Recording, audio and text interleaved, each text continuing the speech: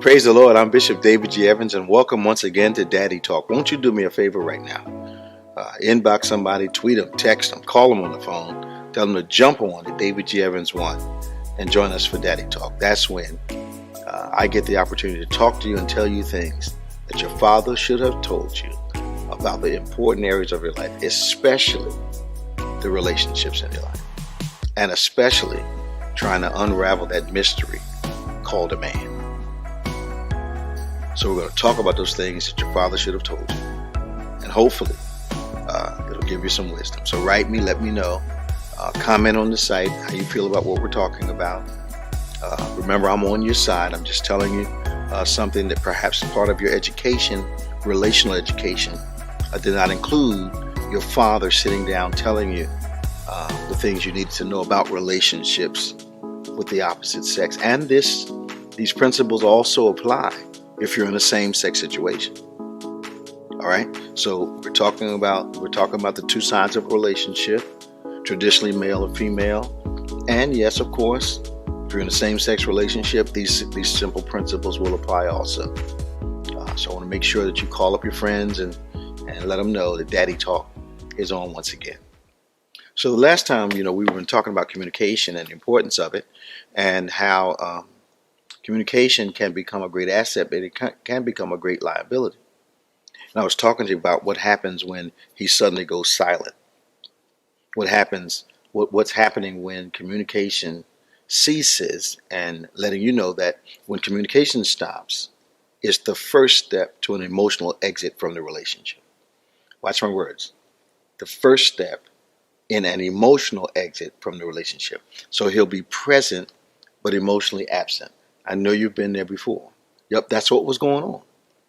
And we realize that a lot of times when an individual goes silent on you, it's because some things have occurred that you have minimized the impact of, but they have taken to heart. And one of the things you want to remember about a man, just because he hasn't reacted doesn't mean he hasn't responded. So no reaction is not no response. Okay, so if he doesn't say anything, that doesn't mean that what you said was okay. So when we talk about communication, one of the things I want you to remember, male, female, doesn't matter. I want you to remember, all of us have been in situations where we've said something, had a conversation with a person, they've told us certain things, and then maybe a week later, conversation resurfaces, and then you bring up exactly what they said.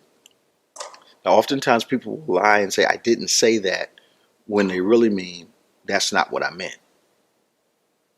The other reason people say I didn't say that is because what they said they remember verbatim, that's word for word, but you left out a word or two when you were repeating what they said, and they say, I didn't say that. So something simple like, it's partly cloudy today, versus it looks like it's going to rain today.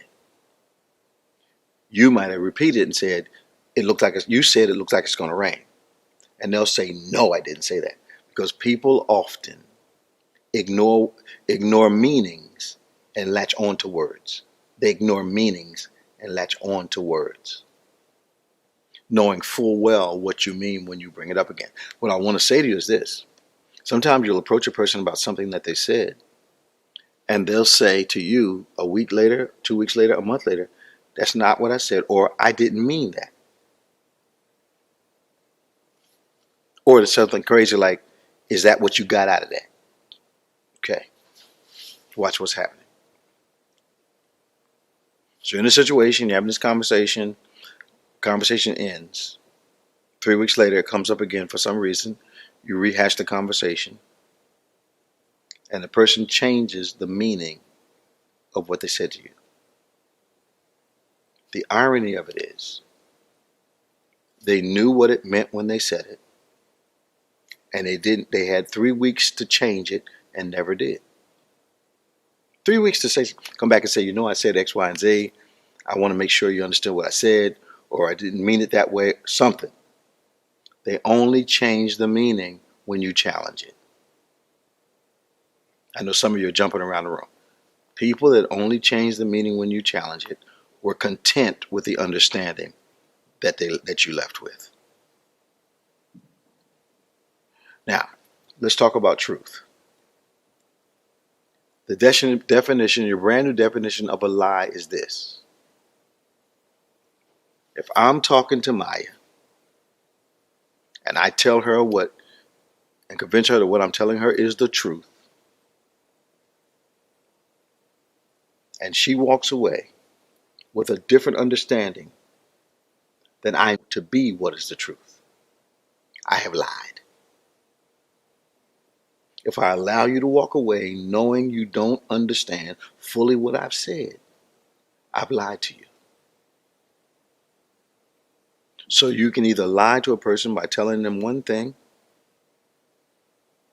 telling them you're telling the truth, and then you say to yourself, okay, that's my truth for the day. But they walk away with an understanding that's different than what you know to be the truth. You have lied. If you leave out part of the testimony, you have lied. So what we want to do is make sure we take the lesson from Adam and Eve. You want to be accountable for everything you say and responsible for everything you do. Accountability, responsibility. Everything you say, everything you do. So when the question is asked, why did you do X, Y, and Z? You don't have to change it. You don't have to say that's not what I meant, because if you don't readdress what you laid out there as not being the truth, if I never asked you about it, if I never said, what did you mean when you said that? You would have let what you first told me stay as part of our relationship. You would have never corrected it if I hadn't said anything to you. So it's really important that truth be not just them thinking they know the truth, but you knowing the truth. Not what they just think, but what you know to be the truth. All right, let me see what else I want to talk to you about. Now, so those of you that have a man in your life, I want you to remember, just because I have my grandchildren here with me today, so if you see me do like this, it's because they're getting too loud. Okay. Just because he's doing what he's supposed to do doesn't mean he's over the last argument. Let me say that again. Just because he's doing what he's supposed to do does not mean he's over it. So you all had a major blowout. You know within yourself you may have been wrong. Said some things you should have said, acted in a way maybe you should have acted. And he goes right back to picking you up from work, right back to being the old courteous person that he's always been. And you think, we got through that. Just because he's doing what he's supposed to do does not mean he's over the incident. All right, last thing, and I'll let you go.